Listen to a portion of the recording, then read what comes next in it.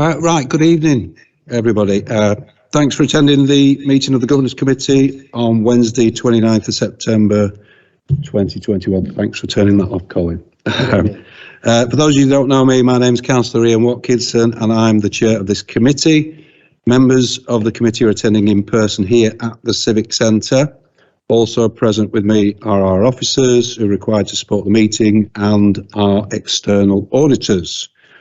Other members of the council may dial into the meeting via Microsoft Teams to observe and or participate in the meeting, but only members of the committee present at the Civic Centre are entitled to vote. Members of the committee may raise their hands to indicate if they wish to speak, and they can do that, well, externally they can do that electronically as well. Members on Teams are asked to keep their microphone on mute and only unmute when they wish to speak. And could I remind members to unmute themselves once they've finished speaking to enable the meeting to proceed smoothly. Officers will present each report, after which I'll bring the item into committee. I will then invite committee members to speak in order. After committee has considered the report, I'll invite comments from any members not on the committee. And could I welcome our external auditors from Grant Thornton, Georgia Jones and Matt Derrick. I'm not sure if both are joining us from Teams. Yes, they are. I can see yes. Georgia nodding. You're very welcome. Thank you. Please note that this meeting is recorded and live streamed live on YouTube. The web link is displayed on the agenda for the meeting, which can be found on the council's website. Before we start, thanks for that. Before we start, can I ask that we hold we've done this far too many times in recent times, but can we hold a minute's silence as a mark of respect for our colleague and comrade, Councillor Christine Melia, who sadly passed away not long ago. So if we have a moment's silence, that'd be appreciated. Thanks.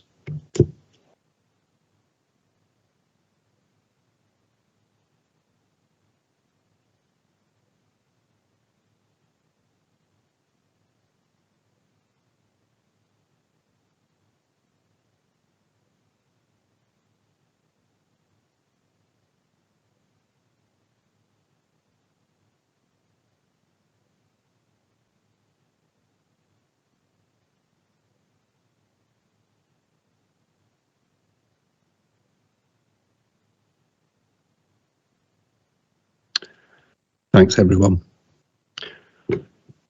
Okay, so if we move on to the agenda, item 1 is apologies. Do we have any apologies? No apologies, Chair. Thanks very much for that. Item 2, declarations of interest. If a committee member has a pecuniary interest, they're requested to leave the meeting completely. The member can rejoin the meeting following the completion of the item in question. Does anyone have any interest to declare? Nope. Thanks very much. Item 3, minutes of the last meeting. I have the minutes of the last meeting in front of me, or they're on this table somewhere, for approval. And as I was not present at the last meeting, this will be for Councillor Sharples to sign. Do we have a seconder? Thanks very much, Councillor Smith.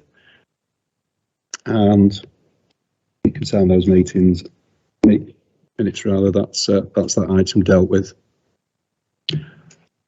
Okay, so agenda item 4, internal audit interim report as at 31st of August 2021. Members are advised that this item can be found starting on page 7 of the agenda, and Dawn's going to present this item.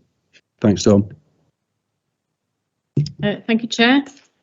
This is our first interim report, and it shows progress against the plan which was agreed by the committee back in March. So the work that we have completed in between April and the end of August is detailed in the report starting on page 8. We've given details of the review that's been completed, the assurance rated, the rating that's been awarded, and a full explanation of the reasons why that assurance rating has been awarded. If I could just draw your attention to one report in particular, which is the Health and Wellbeing Campus report. Members will remember that this report was presented to the committee in a draft form back in June 2020. And it did actually feature in our audit plan for this year. So we've reviewed all the evidence that the initial review considered when they were compiling that initial review, and we've redrafted the report. The findings are exactly the same in that it's been given limited assurance. The difference is the style in which the report is presented. As I say, all of the work that we have concluded is detailed on pages 8, 9 and 10. And then if I can just move on to our own performance, which is included at Appendix E. We are slightly below in terms of our own performance indicators on both the planned time used and the percentage of the audit plan completed. And this is purely down to the fact that our recruitment exercise took much longer than we originally anticipated. However, we are now fully resourced. Just finally, if I could draw your attention to one other further development, and that's back in March, I informed members that the service was seeking the reaccreditation of the ISO 9001. And we've had our first surveillance visit, and we are well on track to being reaccredited in December. But thank you, Chair. I'm happy to answer any questions. Thanks, Dawn. Thanks very much for that. Any questions for Dawn from the committee? Councillor Brotherton. Yeah, thank you, Chair. It was just a query on page 10. There's a comment there that says we were unable to locate a small number of signed contracts within our sample. The lack of signed contracts leaves the council in a difficult position if a dispute was to arise. I'm just wondering how prevalent is that, and is it that the contracts weren't signed in the first place, or were they signed? It's just that they couldn't be found, and now is there a system in place where all contracts are signed and there is a place to find them? Thank you. So that particular review, we carried out, our sample included 12 contracts, and we were unable to find, 12 procurements, and we were unable to find contracts for 3 in 3 instances. I'm not able to say whether they were signed or not because obviously we couldn't find them. So I don't know. Since that date, however, progress has been made in fully using the contract management system, and additionally, procurement training has been provided to all officers. So further support has been provided. Thank you. So there's been a big improvement since then. Yes. Thank you. Thanks for that. Any other questions from the committee? Councillor Turner. Yeah, thank you, Chair. Yeah, I've got some general observations really on the internal audit plan 2021-22. It seems to me that we seem to be overachieving in some areas and underachieving in the other. So I'm just a bit concerned. Are the resources being directed around the requirements? So, for instance, if I give you an example, on health and wellbeing campus, you've got 5 tasks to be achieved. I might be reading this wrong, so correct me. Yeah, and there's 15.5 tasks that have actually been achieved. So I see that as an overachievement. And then on the opposite side, you've got integrated home improvement, where you've got 15 tasks to complete or actions, and you've only achieved 1. And then we've got another one which where I am concerned on income collection. We've got, I mean, obviously that's a Q1 task, so I see all the Q1 tasks as obviously being a priority or the mandated. That where we've got 15 planned actions and we've only achieved half, 7.8, and that's actually on income collection. So I suppose really to summarise, well, I guess there's another point I'd like to make, which I don't know if it's possible to colour code these, because there's, for instance, the one that I've quoted where there's been 15 tasks and one only achieved, I would describe that as a red, and therefore there must be an issue that underpins that statistic. Whereas on health and wellbeing, you've got a requirement of 5 to be done. You've actually done 15, so that would be a green. But I'd still have the question about the overachievement and whether our resources being directed in the correct manner with the actual workload we've got. I mean, it's particularly on income collection. If you've got 15 actions and you've achieved half of them, is there an issue there? Because for me, that's the most important observation I've got, is on the income collection. Sorry about that. There's a few questions there. No, it's absolutely fine. Firstly, can I apologise, because what they are, they're not tasks, they're days. So I apologise that I haven't made that clear. So we were planning to spend, if we look at income collection, we were... Yeah, absolutely. Yeah, absolutely. Yes, yeah. No, yeah, I apologise. I will make that clear next time. You're right, though, in terms of when we look at the work we did on the health and wellbeing campus, we only planned for 5 days and it actually took us 15. We underestimated. When we put the plan together, it is, in all honesty, a guesstimate, because we have no idea what we're going to find when we start the review. So we plan a number of days, and some will be under and some will be over. The key is to make sure that over the course of the year, we make sure that we have sufficient resource to achieve the whole of the plan. And that's something that we monitor continuously to ensure that we can achieve that plan. Okay, thanks for that. I'm probably a little disappointed that it's that the range isn't closer, because well, I suppose it's something, it's dynamic, isn't it? So we can carry on monitoring the range of the differences between the days, because obviously, but I would like to bring you back to the income collection one, and I'm concerned that I mean, income obviously is what the council, as any entity, you know, cash is king. So we're supposed to spend 15 days on income collection, and we've only spent half of that. Does that mean we've got an issue with the cash that we're expected to receive into the council?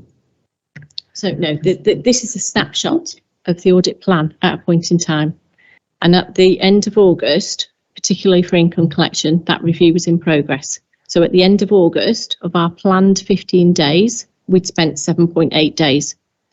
So that review is ongoing and continued into September. So when I come back to the committee in January with the next interim report, you will see that report will be completed, hopefully within the 15 days. We're looking out on that one then. Yeah, thanks. Okay. Thanks very much. Councillor Ogilvie. Thank you, Chair. It's just a further bit of clarification on the staffing situation. Don, you say that you're now fully resourced. You're slightly behind plan, but you're now fully resourced. Is that through full-time South Ribble employees, or is there a certain element of contracting getting that resource in? No, they are all full-time South Ribble employees. We've got no agency people in at the moment. Okay, thanks for that. Another question I just wanted to ask was in relation to the neighbourhood records report.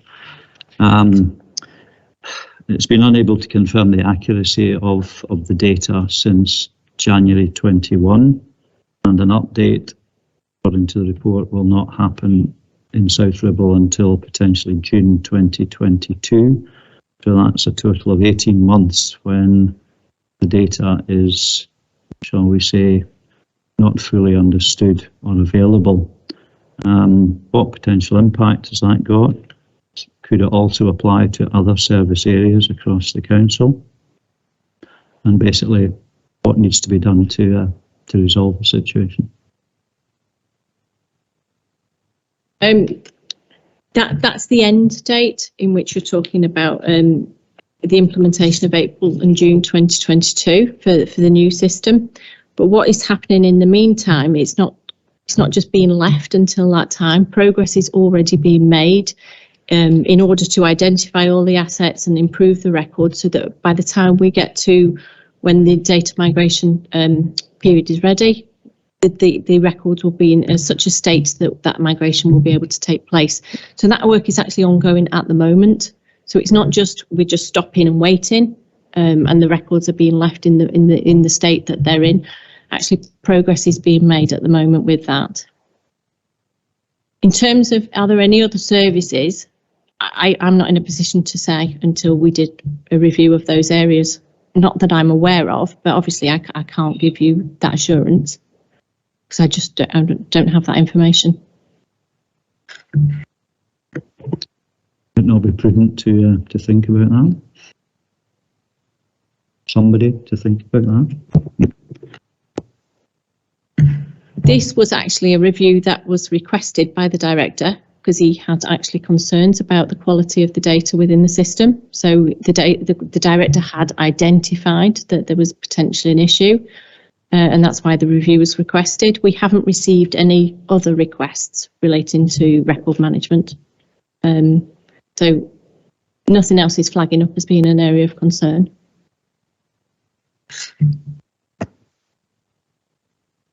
Is that okay, Alan? Thanks very much. Councillor Brotherton. Yeah, thank you. Just regarding the database and of the updates, etc. Is this type of problem experienced with Chorley Council as well, or just South Ribble? Is it a system that's going to be shared between the two councils, and has Chorley been experiencing similar issues? The main difference between Chorley and South Ribble, it was that Chorley had records that were in a better state, shall we say, and therefore it's just a case of getting the system working well for it to allow that data migration to take place. South Ribble's in a slightly different place in that we need to improve the record management in order to allow that data migration. Councillor Smith. Thank you. It's on page 9. It's talking about the introduction of an interim performance management system to provide assurance over the data quality, and that's going to be launched, it says, in September. I just wanted to know if it had actually been launched and how it is going. The new performance management system is due to be launched at the end of this week, but we have had training on it already. Yes. Thanks very much for that. Any other questions from members on the committee? Members not on the committee? No? Okay, thanks very much, Dawn. This is just for noting, so there's no vote required. Thanks very much for that. Moving on to agenda item 5, Audit Findings Report 2020-2021. This can be found starting on page 45 of the agenda. And can I ask Georgia Jones to present this item for us? Georgia. Thank you. Thank you very much, Chair. So I'm pleased to present our audit findings report, which relates to the financial statements audit for 2020-21. So I'll just go through kind of the key areas of the report and the key highlights for members. Just to alert you, I'm looking at this on my screen, so I won't be able to see if anybody puts their hand up while I'm reading it. So if you could just indicate if there are any questions as I'm going through it, or I'm happy to take questions at the end. So just on page 47 of the agenda is really kind of the headline, so the key kind of beginning of the report. So we've substantially completed the report. Some of the work is still ongoing at this point.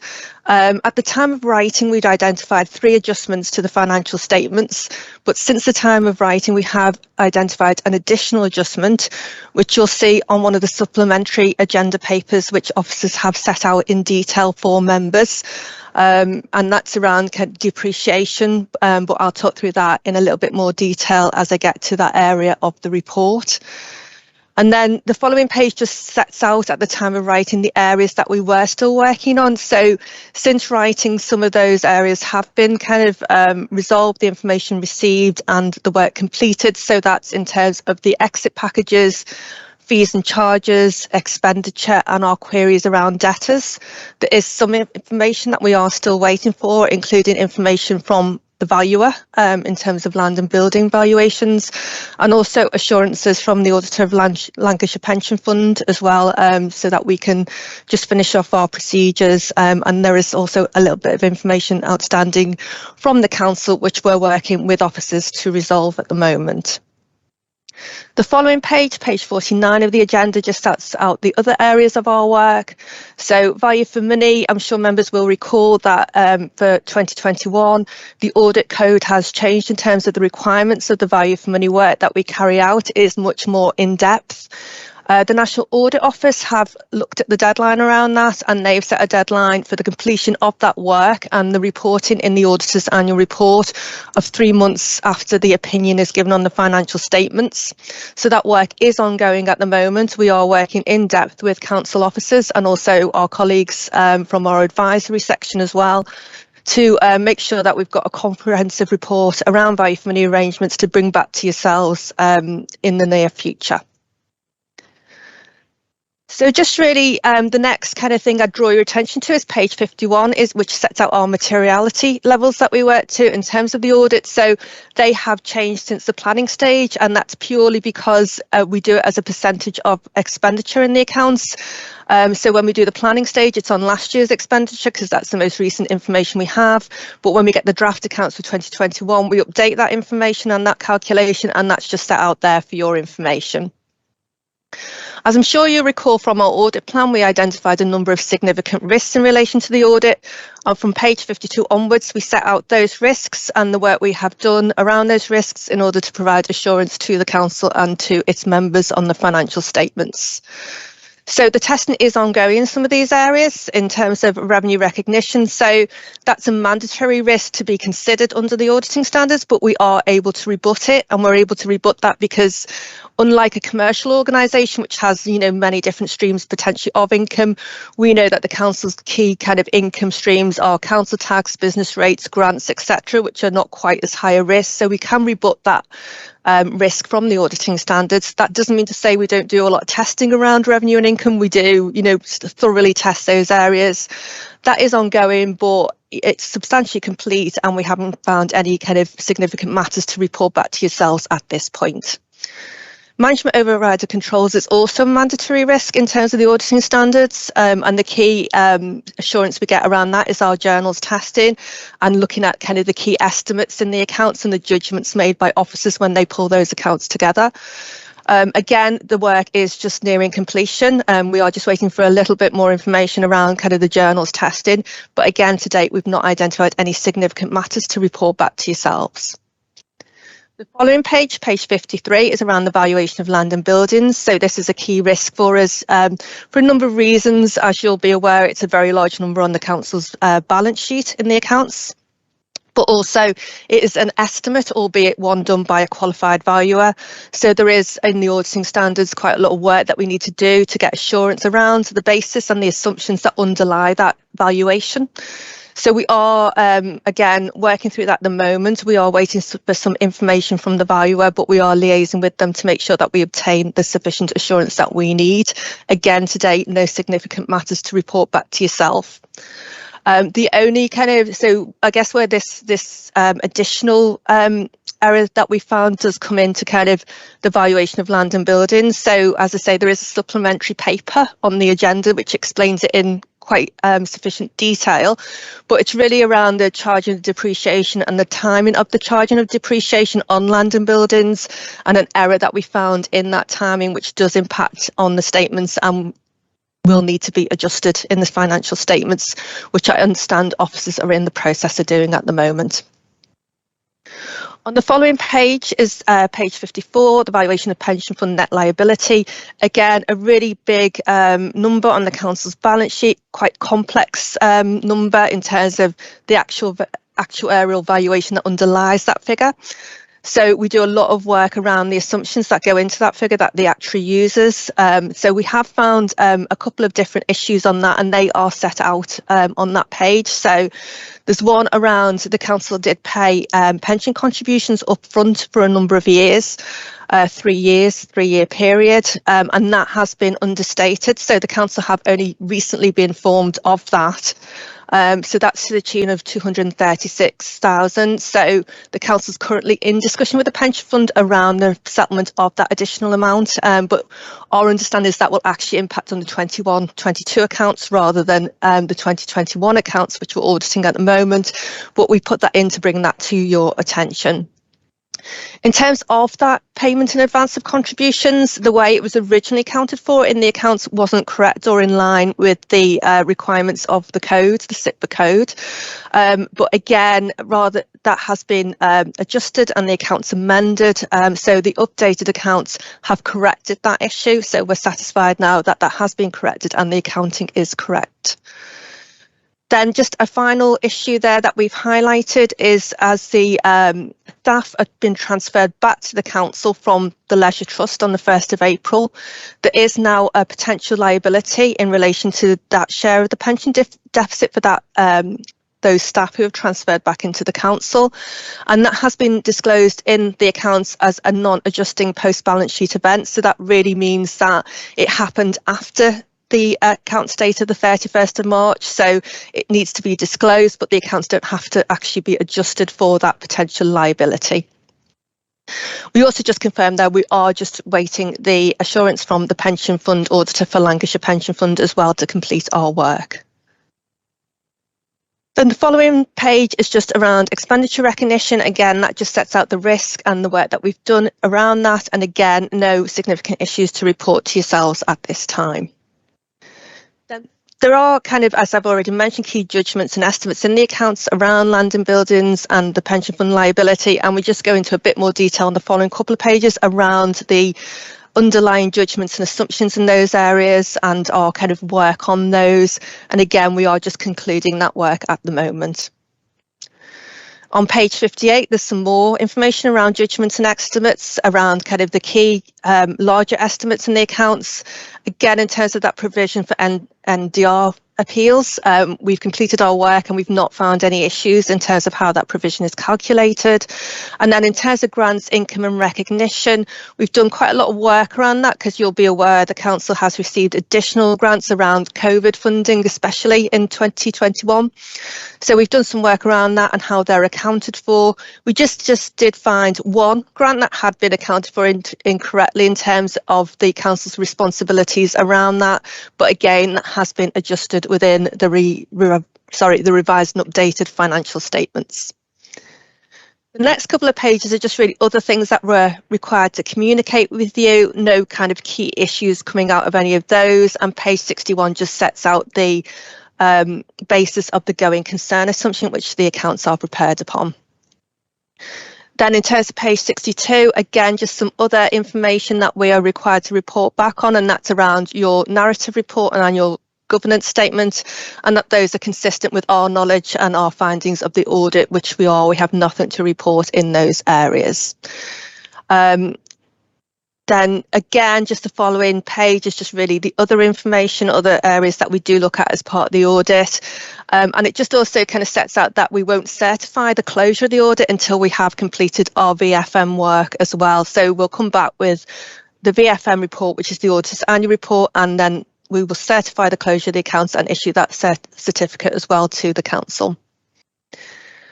Then page 64 has the value for money arrangements. As I've said, that work is ongoing and the deadline for that is 3 months post the opinion on the financial statements. You will get quite a comprehensive report around that, which we will bring back to yourselves once that work is completed. And page 66 sets out other statutory powers and duties. So you'll be aware in the previous audits, we have made statutory recommendations in terms of things that we feel the council needs to address.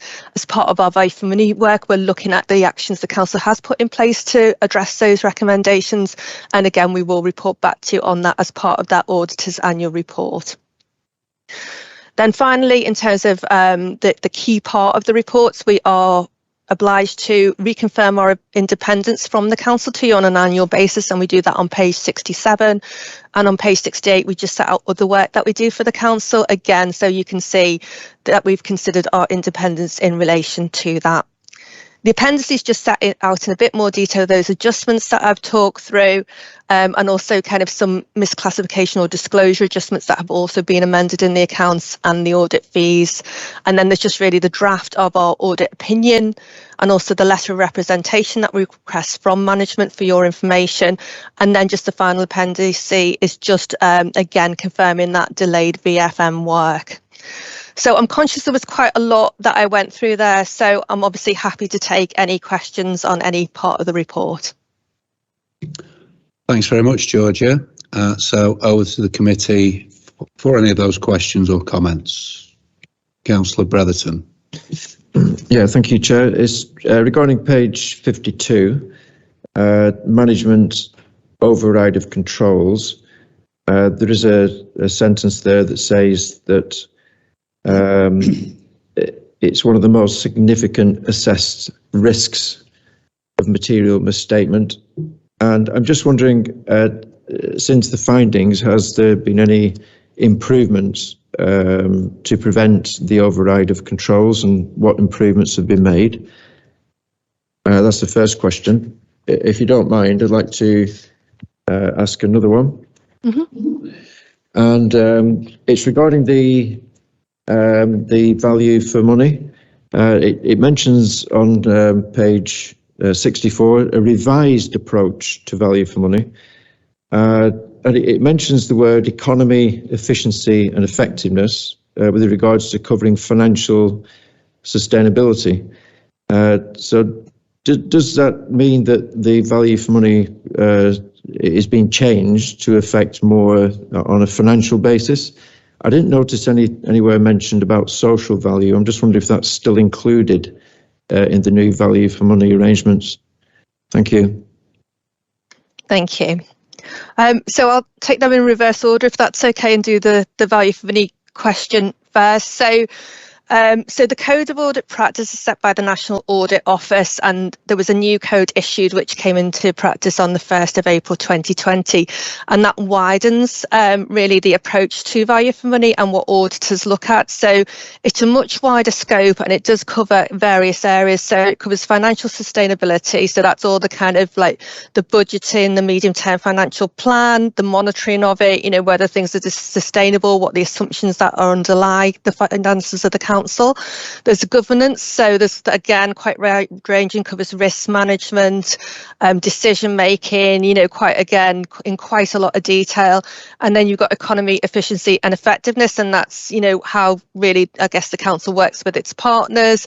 And I guess kind of social value was not a specific criteria that's specified in the guidance. It will probably come into the consideration around kind of economy, efficiency and effectiveness, how the council interacts with partners in the community and the kind of services it provides. So it's kind of not a specific criteria, but I guess, you know, it's part of like the bigger picture that potentially we look at as part of the value for money work. So I don't know if that's kind of answered that question before I go on to the first question that you asked, Councillor Bretherton. Yes, thank you. I just look forward to the full report when we get that information, but that's good to begin with. Thank you. Okay, thank you.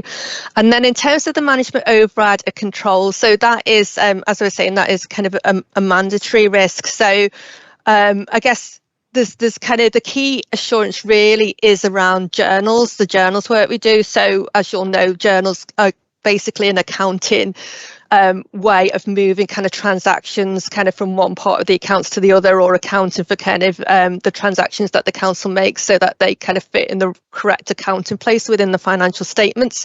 So that would be the place where if there was a fraud to occur, that would probably be the place where, you know, it was hidden almost. Those transactions could be used to kind of move money around or kind of, you know, to hide money, if you like. So it's, you know, in my experience, it's a very, very rare occurrence, but we obviously have to do a lot of work around that to make sure that we've got the assurance around that. So really, I guess it's not it's in terms of, I know you asked about kind of what improvements had been done, but I guess what we do is we look at every year in isolation. So in 1920, we didn't have particular kind of findings specifically around management overrider controls in terms of our journals work. And then, that is the case so far again this year. So obviously, if we did find anything, we'd come back to you and report further. And then in terms of kind of the kind of controls around the kind of, I think procurement is mentioned, that will be picked up more as part of the value for money work. And I know as well, internal audit look at that area of work as well. Okay, thank you. Thank you. Thanks very much. Other questions? Councillor Ogilvie. Thank you, Chair. Just a bit of extra clarification, please. I'm looking at page 54 regarding the pension liabilities. So we've got the 236k that was understated, and then potentially 831k associated with the Leisure Trust. So am I right in thinking that you combine those two together and effectively it's potentially an understatement of, in round figures, 1 million? And associated question with that is the 0.831 million associated with leisure.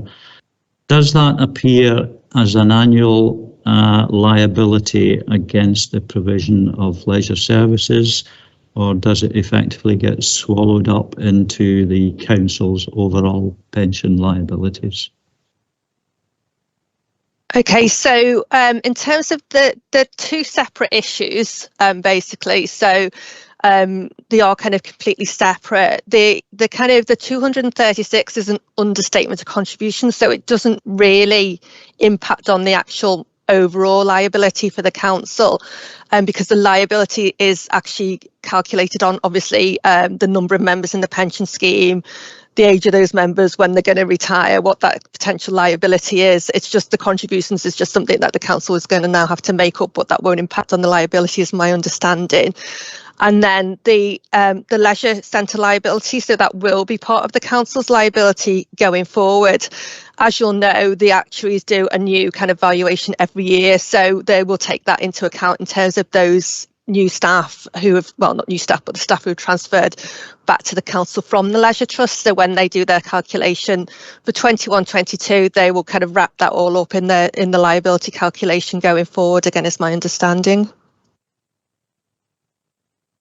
Sorry, do apologise. I was just going to ask my colleague Matt if he wanted to expand on that, or just to make sure that I have covered everything.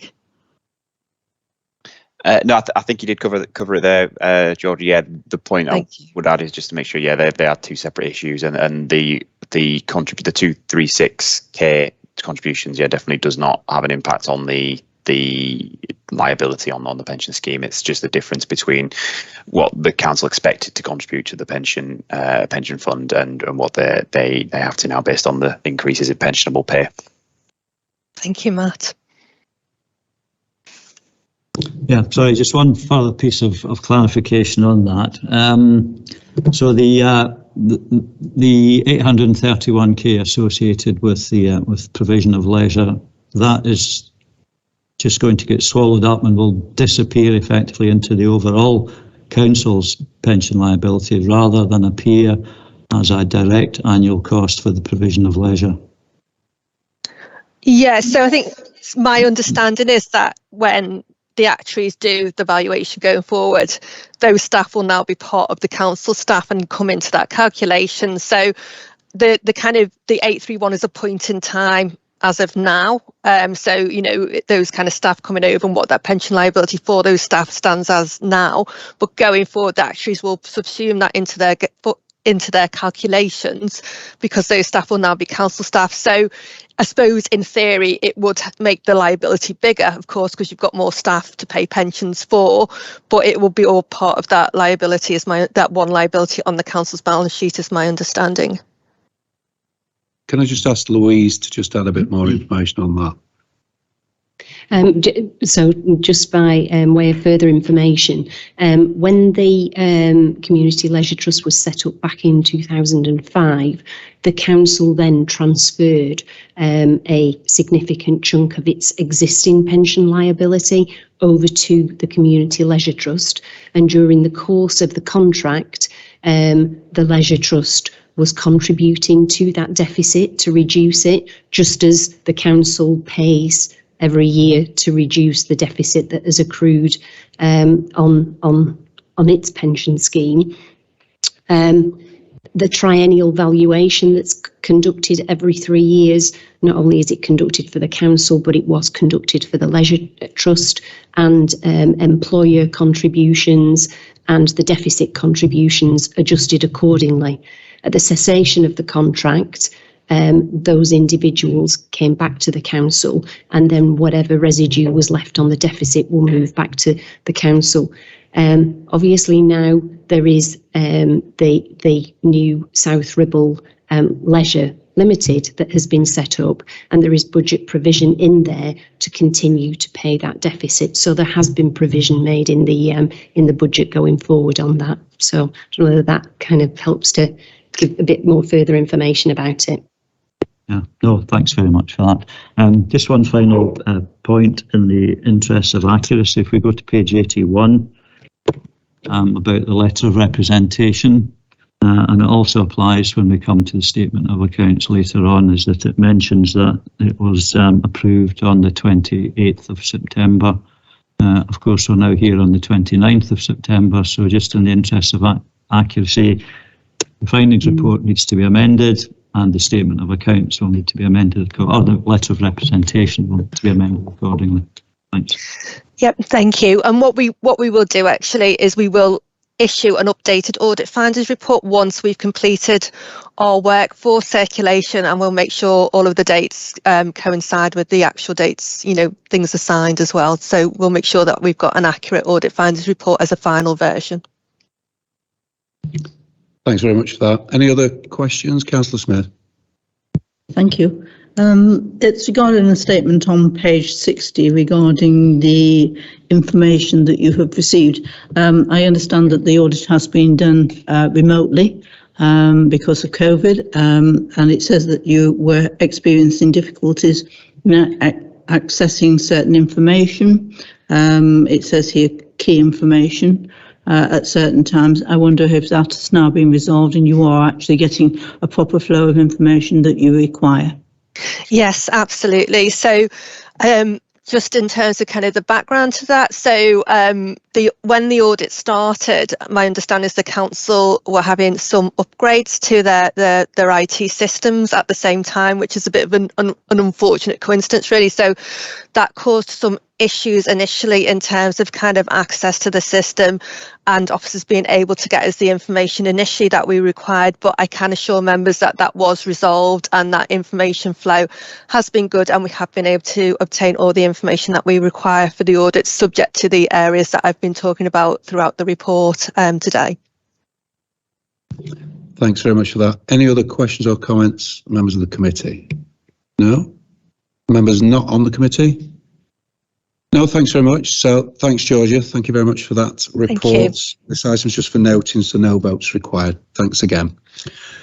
Which takes us on to item 6, the audited statement of accounts 2020-21. Members advised that this item can be found starting on page 87 of the first supplementary agenda.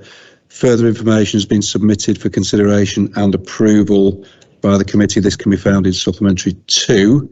And Louise is going to present this item for us. Okay, thank you, Chair. So this item is the statement of accounts. We went through the draft and unaudited accounts in detail back at the July Governance Committee meeting, and responded to questions there. Those were the accounts that we presented through to the auditors for audit. The formal deadline for approval of audited accounts by MHCLG, the Ministry of Housing, Local Government, although it's changed its name recently, in fact, I couldn't even tell you exactly what that is now, but is the 30th of September.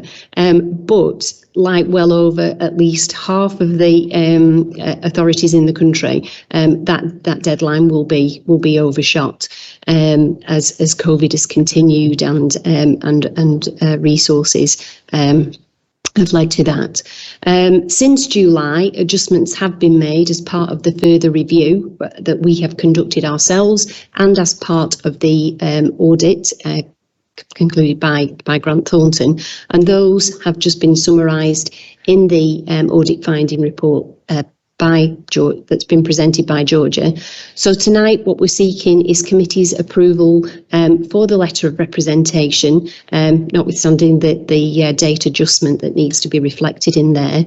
And that just confirms we've made all of the information available to the auditors in order for them to conduct and conclude their work. And we've provided responses, answers, explanations to any of the queries. We've not knowingly held any information back. And secondly, approval of the statement of accounts. Although the audit isn't complete, and Georgia has highlighted those areas which have yet to be concluded, we are seeking delegation that's subject to any material amendments. So if they are non-material from a financial perspective, so minor in nature, that myself as Section 151 officer, in consultation with the chair of the committee, can sign the accounts off. Obviously, if there is anything found subsequent which is considered material, then we would be required to reconvene the governance committee to go through that and to seek approval at that point. So that's the kind of main points. But in terms of the adjustments that have been made since July, I'm going to hand over to my colleague, Tony Ferber, who is our technical person in that department. And Tony will be able to go through that in a bit more detail. Tony. Thank you, Louise. Yeah, there is probably relatively little for me to add to what Georgia and Louise have said already. The principal changes in the statement are there in paragraph 9, plus an extra one that has come round today. So there are 5 listed there, A to E. A and C, Georgia has referred to. This is the 432,000 on the COVID-19 additional restrictions grant, moving that from being classed as agency to non-agency, the council acting as principal, and the change made in respect of the prepayment to the pension fund. So these are both areas where I think we can probably safely say that, you know, accounting practice on these is still settling down. Well, obviously we all hope that the COVID one, it's quite simply a one-off. But the changes are presentational in nature. The balance sheet totals remain the same. The bottom line of the general fund stays the same. And then when we look at D and E, again, these have been already referred to. There is that additional disclosure about the £831,000 for the leisure services pension, and then the 236,000. I mean, just fleshing that out a little bit, what's happened on this is, back in December, based on the information available then, the pension fund worked out what was the lump sum prepayment that would be required to cover the 3 years. Subsequently, with outturn information available to them, they've had a look at it again, and they've said, actually, we should have asked you for the extra £236,000.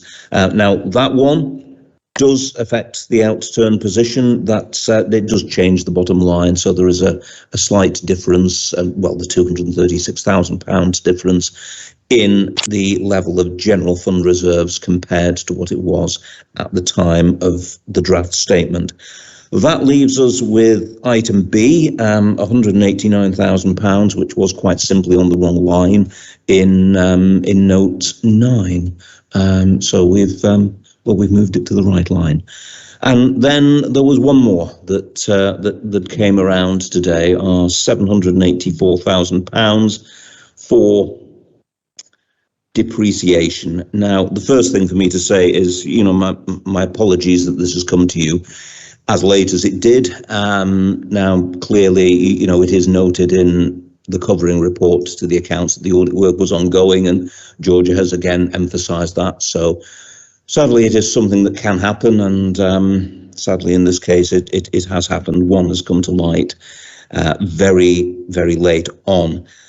So two things quickly became apparent when we've looked at this with the auditors. The first one is the auditors have a point. It's not right. It needs amending. The second one is, well, it's quickly become clear that it's actually a rather long-standing issue which has eluded everyone for quite a number of years. And yes, we've established, I think, that it's at least 11 years. So this isn't a mistake that has been made by an individual. It is a glitch in our asset register, but it does need correcting. And the other thing about it is you'll see from the list of affected notes and statements that it is an excellent example of how interconnected the different parts of the statement of accounts are. Because, yes, we have essentially one figure that needs changing, but we have to carry it all the way through. Note 15 is what it's principally about, but from there it carries through to every single core statement and to another 10 of the notes to the accounts for that one change. So the note that you've received has emphasised note 15. It will make a material change to two figures in that note. One is the accumulated depreciation and impairment to date, and the other, simply feeding that into the net total, is the overall value of property, plant and equipment at the end of the year. So as well as the two material changes, there are three non-material changes that will have to go into note 15, because the £784,000 will actually split out in three different directions. And in the same way as we then go to the core statements and the other notes, some of those will see the material change, and some of them, there will be changes that are well below the materiality threshold, because in the same way, the 784,000 will split out in different directions. So yes, sorry, it's a late one. Sorry, it has not been possible to get a full set of amended tables in front of you tonight. I promise you, we did try very hard to do that, but in the end, there just wasn't quite the time. Okay, thanks very much, Charlie and Louise. Over to the committee for any comments or questions. Councillor Brotherton. Yeah, thank you, Chair. I'd just like to make a comment because there has been a previous committee meeting when I've expressed concern about how the Lancashire how the pension funds invested, and if you recall, previously it was noted that over half was invested in private equity, and I did raise my concerns, but after investigation it was found that actually that was an error, and now we're presented with how the pension fund is actually invested, and it's pleasing to see that it looks like it's invested reasonably well. And given that we've gone through a pandemic, if you look at the values, it's actually increased quite substantially from 91 million to 99. So employees will feel very comforted that the pension is invested very well. I noticed the slight changes as well. The pension fund has got rid of bonds. As you know, interest rates are at minimum levels. So now there's nothing in bonds. They should be reassured by that.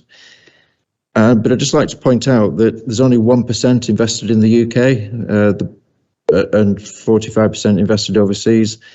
That's quite interesting that in the previous year there was 0% in the UK. Now we've got just the 1%. I'd just like to just make those comments. It's pleasing to see that it's actually reflected correctly with all the different subsections, etc. For anybody that's interested. Thank you. Thanks very much for those positive comments, Councillor Brotherton. I'm not sure if any Louise or Tony want to come back on any of that. No, don't think so. No, that's really positive. Thanks for that. Alan. Yeah. Yeah, thanks for the clarification about all those changes. Could I suggest that there is one other that I've spotted on page 116? There is a table that claims that the figures in there are in millions of pounds when I believe they should be in thousands of pounds. If not, the council is really splashing its money around all over the place. Check the page reference. 116 I've written down here. Let me just get back here.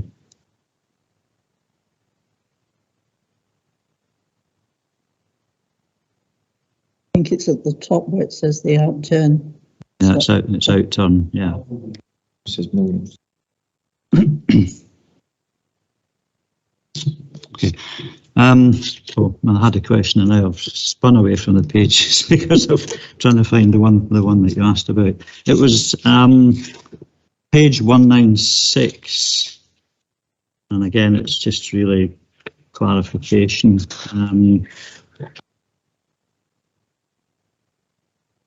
Talks about, and it's just because the difference in the figures, it's the table under 37D, transactions relating to retirement benefits, and the only reason my eye's been drawn to it is because of the sort of 12 million differential between last year and this year, and it's under towards the bottom of the table, total post-employment benefit charge to the comprehensive income and expenditure statement.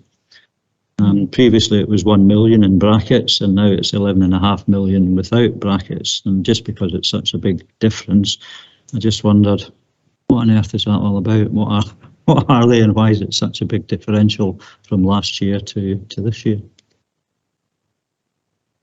It is principally changes in the actuarial assumptions. If we go to the top section, where it's, well, I will say somewhat more tangible, the interest costs and expected returns on assets, there is relatively little movement there, but we do have the actuarial gains and losses from changes in financial assumptions, where there is an absolutely massive swing. There is a table further on. It's 37. I think it's either 37J or 27. Down one, Louise. It's the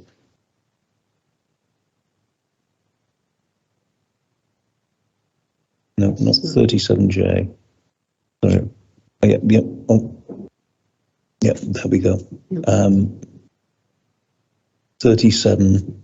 Sorry, may I? We're in third. Oh, sorry, it's not touchscreen. Yeah, very, very small changes in the actuarial assumptions can produce massive swings, and of course, what we don't know is whether there will be very slight changes in the opposite direction next year, and they will very, very quickly switch back again. But this, this. Again, these are figures that are provided by the actuaries, and clearly this has been a very interesting year in many respects. So perhaps quite a large swing, albeit still based on quite small changes in expectations, is perhaps not entirely unexpected. If I can just add to that, on that page, it is page 200. That in the table, it does give some impact of the change in actuarial assumptions and the financial value that's churned out as a consequence. So you can see that in terms of longevity, the actuaries can change by 1 year, and that generates a significant change in the obligation on the scheme. So they are fractions of adjustments. But once you can, run that through the scheme, it does generate huge numbers as a consequence. So that could be longevity, inflation, assumptions around salary increases going forward. Thank you. Any other questions or comments from members on the committee? Members not on the committee? No? Well, thank you very much, Louise and Tony. Thanks for that report and for your work on this. So we are asked to approve the audited statement of accounts, subject to any amendments which are minor in nature, which Louise has already covered. These amendments will be delegated to the CFO in consultation with the Chair of the Governance Committee, myself. So we're also asked to consider and approve the letter of representation, notwithstanding the what you raised before, Alan, contained at Appendix B, and authorise the CFO and Chair of the Committee to sign the letter. So can I ask if anyone intends to vote against the recommendations?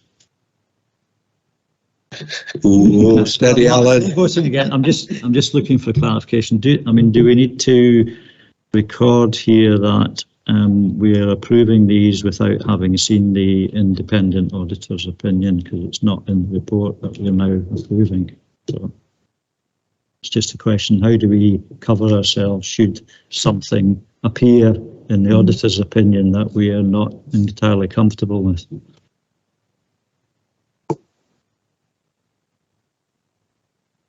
I was going to say it's an approval of the accounts themselves, and then the auditors will give their opinion to add into those accounts. So it's a signature to say these are the accounts, we're happy, and then the auditors will confirm that they give hopefully the clear opinion on them. Is that okay? I understand, sorry, Chairman. From what I understand from what was put in the paperwork, that opinion is not going to be available until the end of December, is that right? Georgia. Yeah, sorry. Can I answer? Is that okay? Yeah, go for it. Yeah. So the end of December is the value for money report. So that's separate from the opinion on the financial statements. So the opinion on the financial statements should be within the next week or two. If anything so we have a draft one in our audit findings report, which anticipates we will issue an unqualified opinion. If anything happened between today and the time we come to issue our opinion, which meant it was qualified or there were material issues, then we would bring that back to committee for your review and approval. So I think what officers are asking for at the moment is, if it is going to remain unqualified, our members are happy to approve things as they stand now. But obviously, if anything material changed, we would come back to you with that. Is that okay? Yeah, thanks for that, Georgia. Thanks for that clarification. So we'll try again. Any dissenters? No. Okay, thanks very much. So if there's no dissenters, then we can declare the recommendations are approved unanimously. So that brings us to the end of the meeting. Thanks very much to the officers for all their hard work. Thanks to Georgia and her team for all their hard work. Thanks to members of the committee, guests, everybody else. Enjoy the rest of your evening. Thanks very much. Thank you, Chair.